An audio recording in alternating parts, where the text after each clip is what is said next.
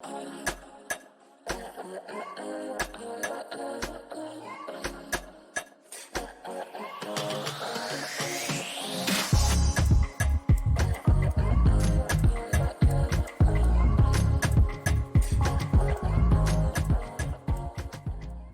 everybody, it's Nichelle here again with Birth Uhura. Here at Birth Uhura, I am a full-spectrum plant-based holistic doula and an advocate for all things safe, natural, and effective. Here on this channel, we discuss all things pregnancy, birth, and womb health related. So if you guys like the content and you like the channel, please be sure to subscribe. Today's topic is going to be about membrane sweeping. Is it necessary? And all that good stuff. This was a request from someone who reached out to me and asked me to do a video on this. Please be advised that this is not medical advice. And yeah, let's get right into it. Membrane sweeping is the idea of some kind of medical provider inserting fingers into your cervix to attempt to separate the membranes of the amniotic sac from your cervix. This procedure is not always successful, and even when it is successful, it can cause a myriad of issues. So let's just get into talk about why I personally would not allow someone to sweep my membranes. Because one, these are someone else's fingers going into your vagina, which can automatically put you at risk for infection. If you're at risk for infection, baby's at risk for infection, which means at the time of birth, if this is a successful process, your baby has to go to the NICU to be evaluated because of the infection. You do not want to be separated from your baby right away or until you want to be ever. So you definitely don't want to risk, that whole situation. But here's the thing about membrane sweeping. So it can cause your uterus to become very irritable, and then your body will contract but not produce enough strength to actually do anything with the cervix. So another thing is that you can send yourself into labor but not actually be ready. And how this happens is because now, if the person is unsuccessful at sweeping the membranes, which does happen, they can rupture your water. This is called premature rupture of membranes, which your body is not actually in labor, but they have to treat you like you're in labor because your water has now broken. If your water breaks, then you're losing amniotic fluid, which means that they have to put you in labor with some other form of augmentation, whether it be Pitocin or other forms of induction, because they need to speed up labor now that they have ruptured your membranes.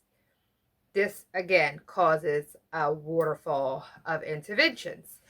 So now we have things like infection. We have things like ineffective contractions. It can cause bleeding. It can cause premature rupture of membranes. Now your water is broken and you have no choice but to go into labor within 24 hours. And yeah, another thing that I have researched is that it can cause your baby to have respiratory problems, breathing problems. And I'm going to tell you why. In a different video, I talked about lung production, and I talked about how at the end of pregnancy, your baby's lungs are developing very rapidly, but they are incomplete until your body triggers them with a hormone to take their first breath. If that has not happened in the body, but someone has swept your membranes, and then you go into labor and you have your baby, but the process of them being able to breathe on their own has not happened, now your baby is born with breathing problems.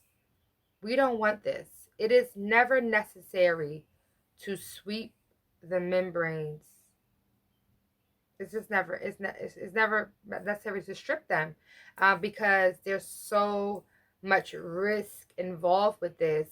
And this is not something that is talked about, but I want to talk about a theory that I have too. So, uh, if your baby head is down and someone goes in there to, do all of this, uh, people don't remember that in your baby's head, there is a soft spot here, where the brain is exposed.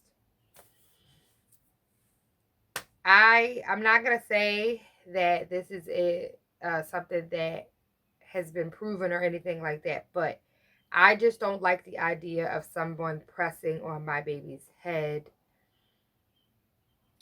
I just don't like it. I don't like the idea. I don't, in my mind, I don't understand how someone wants a stranger who cannot specifically see what they are doing up there to touch around your cervix and to be anywhere near your baby's brain.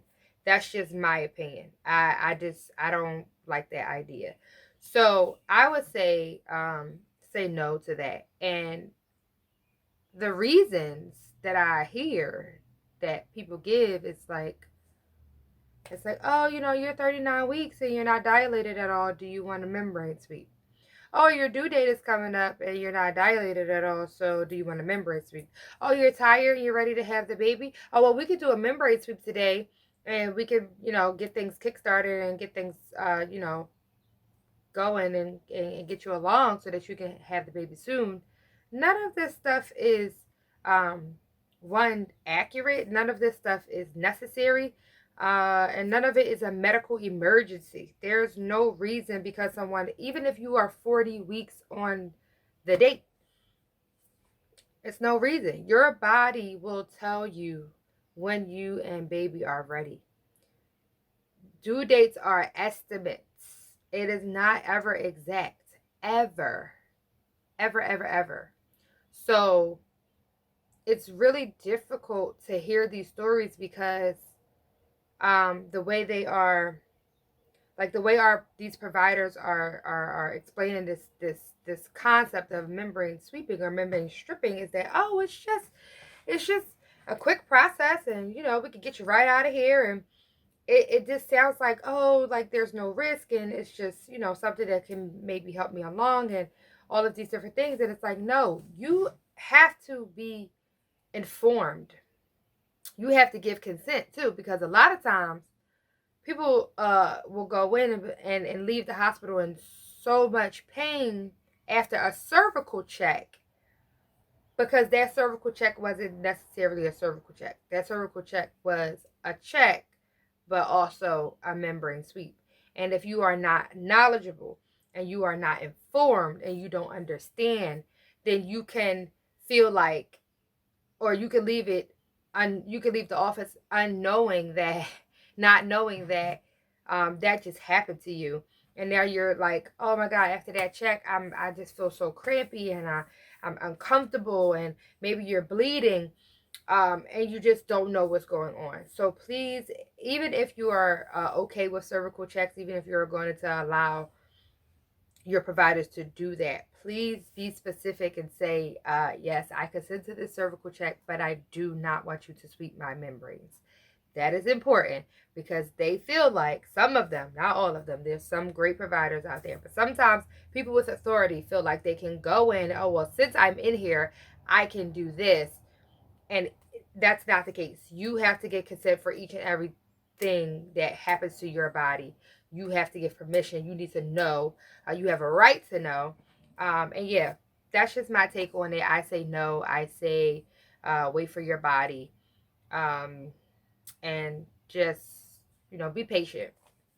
Again, if you guys need any additional information, if you want to share your experience in the comments, I would be so grateful for that, so that other people can see, you know, what has been your experience. If you have a topic that you would like to be talk about that I have not already discussed, please reach out to us at birthyhoover@gmail.com.